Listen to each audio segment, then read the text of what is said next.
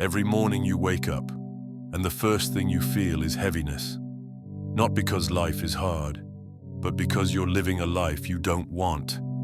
Most people don't escape this, not because they're weak, but because they've accepted misery as normal. The job they hate, the habits draining them, the distractions that kill their ambition.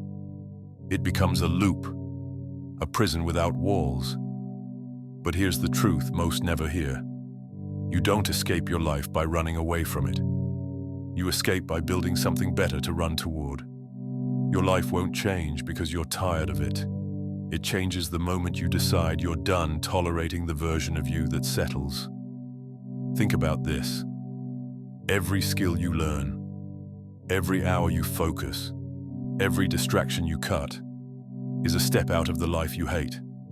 You won't feel the results immediately. That's the test. Progress starts silent. Then one day, you look around, and you're no longer in the same place.